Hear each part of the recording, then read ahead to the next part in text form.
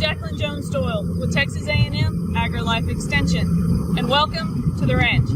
Welcome to our first session of our Beef Cattle Path to the Plate programming. Join me this morning as we ride through the pastures to look at some cow-calf pairs and some stocker calves. Join me in the pasture.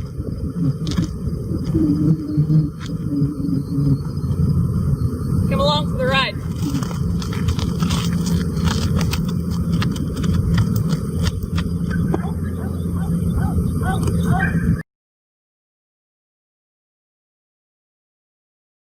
There are three types of beef cattle operations: cow-calf, stocker, and feed yards. On cow-calf operations, ranchers produce cattle for other breeding herds, stocker operations, as well as the feed yard.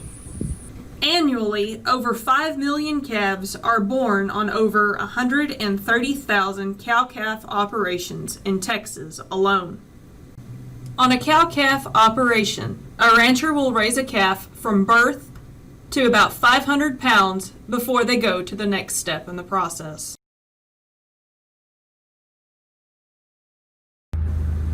The next step in the process is the stocker operation. A stocker operation is where ranchers graze weaned calves until they weigh as much as 900 pounds. From there, they will be marketed to the feed yard, which is the next step in the process.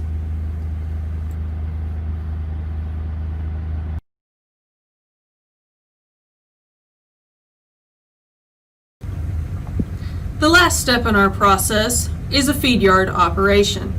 Here, calves are raised until they weigh 900 to 1,400 pounds and then are marketed to your packer operations. Typically, cattle will spend 4 to 6 months in a feed yard. Most of the feedlots in Texas are located in the Panhandle.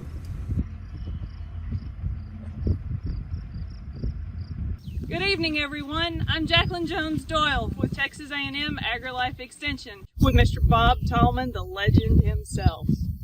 So Bob, thanks for allowing us to come out and visit a little bit. Thank you. As we talked earlier, we were talking about the Path to the Plate program with beef. And you're a cow-calf producer and do a little bit with the box beef aspects of things. Tell us a little bit about your operation. Well, you've been around it for the last 4 or 5 years when we do field days. And our operation is this.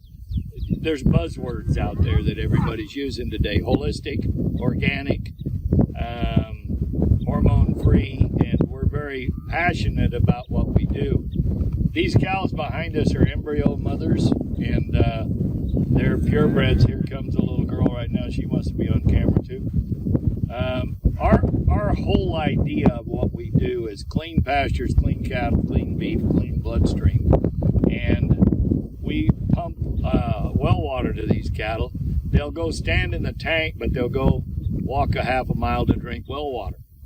And Texas A&M a few years ago did a big study that there's over 22 pounds of dirt goes through a cow system annually. Well, you know what? The dirt doesn't hurt them because we all breathe dirt and dust as well.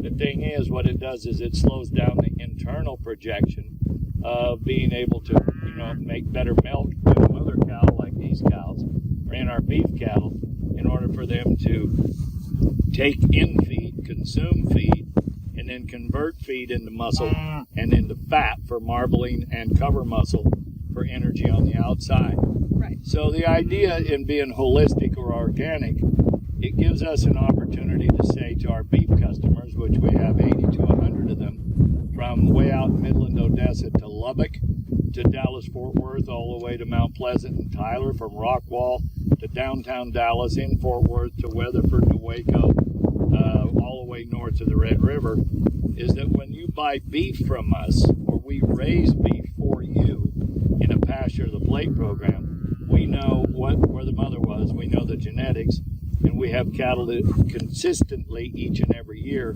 come back and produce better beef cattle.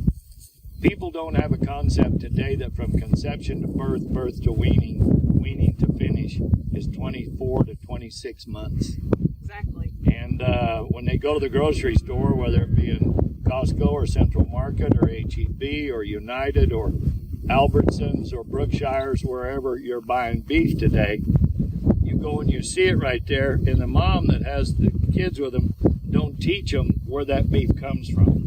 And so the concept is somewhat being lost. And in order to produce better beef in Texas, better beef in America, the first thing you have to do to be a cowboy, a rancher, is to be a grass farmer. And here in Texas, where we are, we don't have irrigation. So we have to work with and against Mother Nature to do the things that we do. So we work very hard from a university and a clinical standpoint of doing everything scientifically that we can do, organically that we can do, and then to have them on fresh, clean grass is on a constant base. And then we take that wean calf and we take them to another level and then to a finished level to 1,300 pounds to get them ready to go in quarters, halves, and whole beefs that might be split 4 ways for your deep freeze for your family's plate. Clean, clean, clean. There's a lot of buzzwords that go with it, but clean is the key to success. When you say pasture, here to the plate via the butcher shop and being cut the way people want it, and then to their deep freeze and then thawed and reproduced on their plate for their family. Bob, I want to thank you for your time tonight, and from a producer to a producer, thank you for what you're doing, and thank you for being part of the 5 million calves in the state of Texas that is produced every year for your consumption and path to the plate. Thanks. Thank you. Texas A&M Agri-Life Extension. This beautiful young lady and her husband and all of our friends do an awesome job. I'm an A&M fan. My grandkids used to call it M&M University, but they know that it's Texas A&M.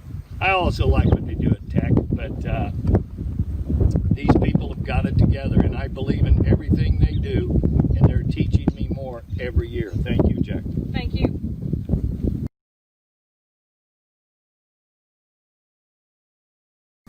Thanks for joining us on our first session of the Path to the Plate beef programming. Be sure to tune in next week for part 2, and for any other information, please be sure to contact your local extension office.